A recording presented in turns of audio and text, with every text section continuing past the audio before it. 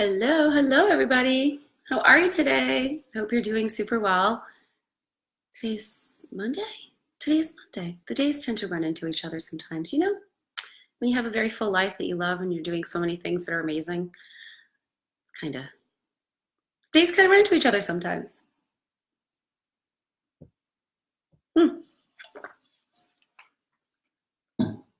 Okay. So let's see. Hello, when you pop on, drop me a comment, say hello, or drop me an emoji, whatever you'd like. I am going to share this quickly. I did this backwards. I meant to do it on my business page, but that's okay.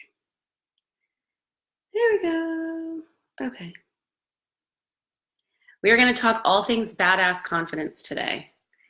Let me see. Okay. Here we go. Oh, I'm so excited to talk about this. This is so important. Okay. All right, here we go. Hey, Naomi, how are you? All right. Take another sip of water, get myself nice and settled. I've been up since 3-ish. Took a teeny bit of a nap, but I was at the gym working out around 4, I think it was, trying out a new thing. I don't know if it'll last. We'll have to see. Feels really good at first, but then when you need a nap again at 3:30, we'll see. We'll see if it works. We'll see. Okay. So, confidence is your belief in your ability to succeed in anything, right? And the more badass you feel about your confidence, the more you're going to be able to succeed in whatever endeavor you choose. That's just a given, right? So here's the thing about confidence, though. You don't feel confident until you start doing things that you're not confident doing. So it's kind of a catch-22 because you have to take on things that you're terrified to do. It requires courage. It requires expanding your vision of what you think you're capable of doing in order for you to build the confidence that you can do things that seem hard. Like I used to have this sign up in my kitchen years ago because the kids were whining about something. And I'm not a super big fan of whining, in case you couldn't tell. And it was this big sign and it said, "You can do hard things." Now, it's not necessarily that things are hard themselves. It's that we get it in our heads that it's hard. But that's why we have to master the art of having badass confidence so that we can overcome these things that we think are hard. Because you look back after you do them. Hey, Victoria. You look back after you've done something that you thought was hard and you're like, I did it. Now maybe you're sweating. Maybe it was like a marathon, whether a physical marathon or a mental or emotional marathon, and you're like, holy fuck, that was fucking hard. But you did it. And oh my God, I can do hard things. And then if you endeavor to do it again or something similar to it, you can look back and say, holy shit, I've done hard things before. I've done something that's difficult before, so I can do it again, right? Okay. So there are 2 things that you can do on a consistent basis. I talk a lot about consistency, right? You have to be consistent with the steps that you take. Otherwise, it's not going to last. It has to be a lifestyle change like anything else. You have to just incorporate it into ways. So one of the things is to do smaller, hard things consistently. So I'm all about biting off like huge tasks. I love taking on huge goals. It's like, it just drives me, it fuels me. But in order to reach those, you have to start doing things that are harder, but they don't feel as big. Like the hardness doesn't feel as big. So I don't know, let me give you an example. Like in my own life. So I usually have a lot of balls going in the air. Like I'm always, juggling a lot. It's how I enjoy living. That doesn't mean you have to, and that has nothing to do with confidence. It's just how I prefer to live.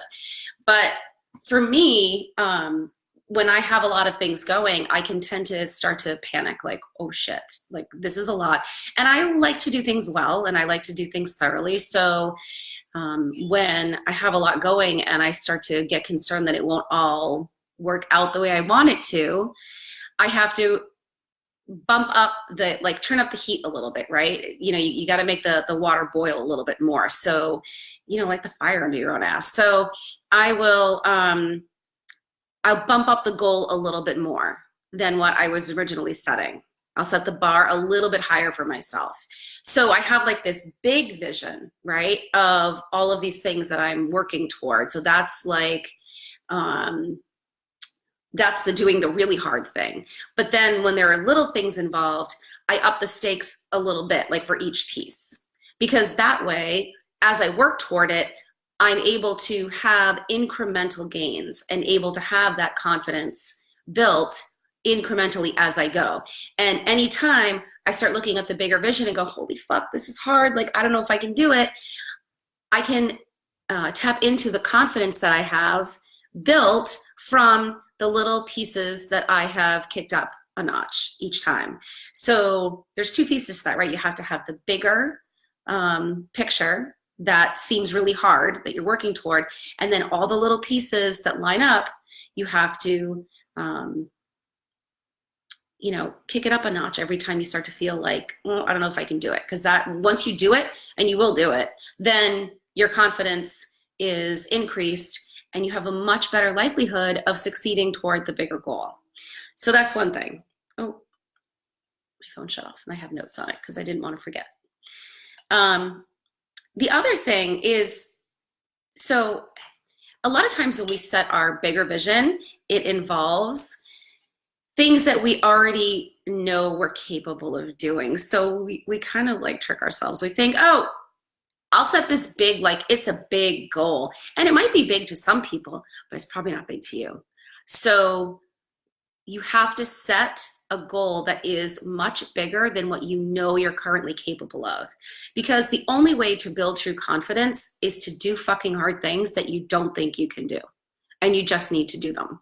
Now, they may not work out as perfectly as you'd like, but that's how it's supposed to go.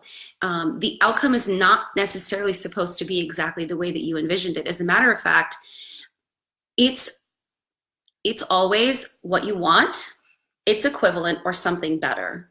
So by you barrel-assing towards your goal and, charging forward, just giving the best you can of you every day and not worrying so much about what the outcome looks like, you are 95% of the time going to get an outcome that is much better than you could have expected. If you're holding on to that outcome too much, then you're not allowing yourself to step into the capability that you have to make something even better than what you could possibly have imagined.